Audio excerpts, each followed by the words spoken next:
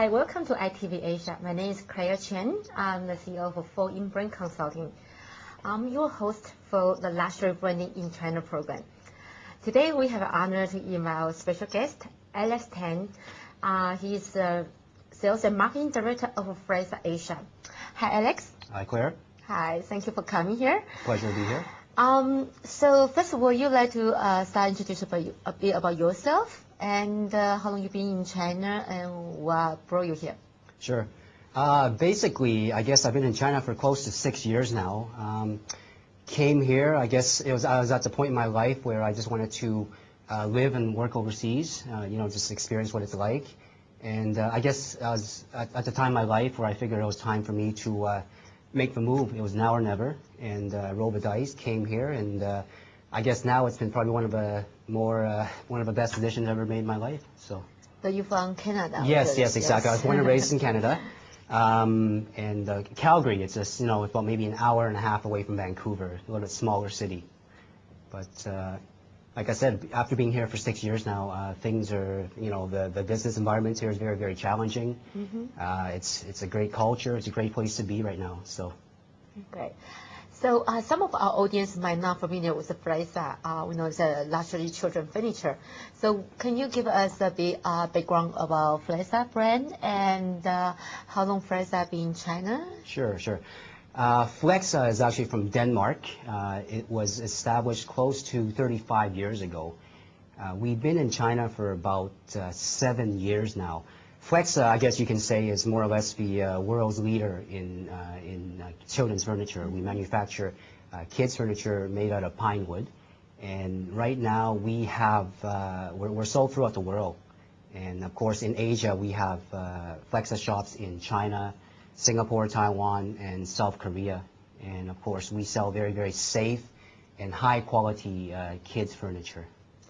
Yeah, I know Flagship has been very successful in China. And how many stores you have in China right now? Currently, we have 68 shops in China. Yeah. Through franchisees and through dealerships. Okay, so what do you consider what's a successful behind Flagship? And we know it's a luxury children furniture. And what's the strategy and in China, and what's the strategy compare Flagship doing in Europe, US, or other markets? Okay, there's a few questions there. Yes. Basically, I would say, I guess to answer your question, why Flagship has been successful in China, I think that you could say we're one of the early movers coming into the Chinese market.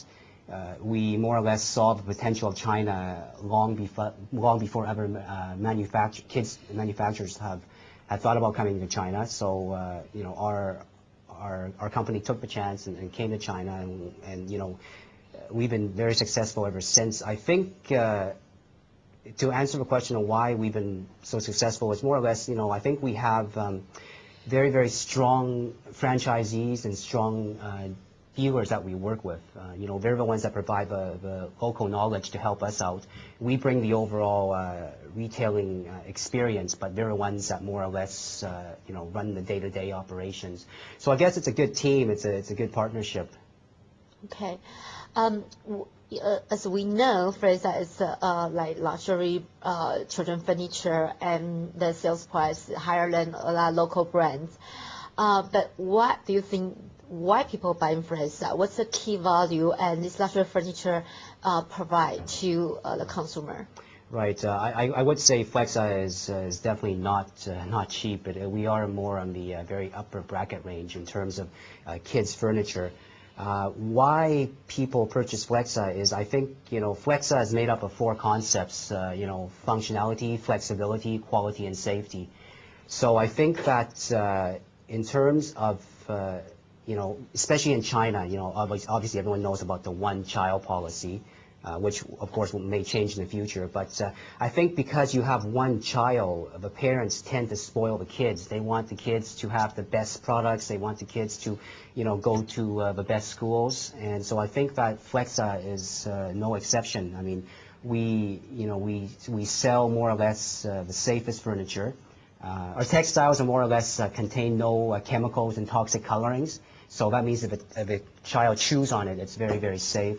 So I guess you can say it's we're selling safety, we're selling creativity, not just furniture. Yeah.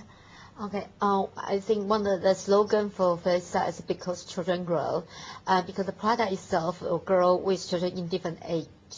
Right. So, can you show us some example? Right, exactly. I was about to touch up on that. When I mentioned the flexibility and the functionality, flexibility, I mean, flexa is short for flexible, right? This means that by, of course, buying legs and ladders, you can actually change the bed into different combinations. Flexa is more or less a system. So that is the flexibility part of it. And of course, functionality, it's not just for sleeping, it's for storage, it's for play, it's for studying. That's sort of the two aspects of Flexa as well. Yeah. So, in terms of like when first we are create a lot of, let's say, lifestyle experience.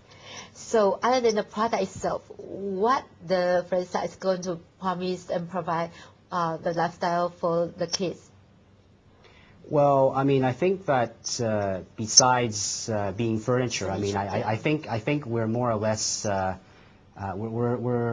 we're a solution to decorating kids' bedrooms. That's what we are. I mean, we're trying to change our positioning in China as well. So I think by buying the tower, by buying different, for example, you have a princess bed. So every girl dreams of having exactly a princess bed. And of course, you have a slide that the girl can slide down as well, so she can play with it. Every night before she goes to sleep. And of course, for the boys, we have the knight's bed. We have right here in this picture, we have a knight's bed. Mm-hmm. So it's more or less the imagination is actually it's endless with Flexa.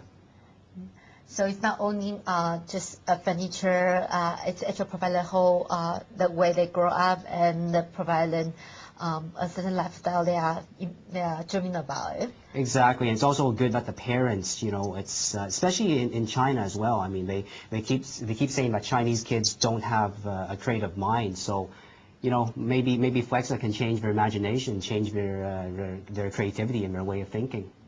Okay. What will you say about the consumer profile of Flexa in China, and what is consumer profile, the major difference compared, let's say, the consumer for Flexa in Europe or other market? Right. I guess in China and in Asia, Flexa is actually very expensive, so we are more or less, we fall in the luxury category, you could say. Whereas in Europe and in America, it could just be, mid to high-end furniture. Mm-hmm. But here, we're a little bit more expensive. Yes. So I would say that is the main difference. And of course, in China, we have a lot of, very, very cheap furniture made in China as well. So competition is a lot fiercer for us. Mm-hmm. So what will you define the major challenge for Flexa in China? The major challenges, I mean, China just opened up a few years ago. I'm very sure we'll see a lot more foreign competition coming. We already have another brand from Denmark coming into the market as well. I hear there's companies from other countries coming in here as well. So I would say competition, and of course, we also deal with copycats as well. I think that all successful multinational companies and even local companies have this problem. Exactly. Yeah. It's trying to fight off the copycats. So I think, these, I would say, are two of the bigger battles we're trying to fight through these days. Okay. Will you share a little bit with what would be the Flexa's future expansion and developing in China? Sure. I think right now we have 68 shops. We are in more or less most of the Tier 1 and Tier 2 cities. I think right now we're going into the Tier 3 cities as well. I think we have our strategy of, we want to open as much shops as possible, but of course we also want to control our expansion as well. So I think that as long as people think of Flexa first when they decide to purchase kids' furniture, then I think we're doing our job. This is more or less comes down to brand awareness, and we're striving to achieve that. Okay, great. last question, Sure. journalist. It's be personal. Not personal, don't worry.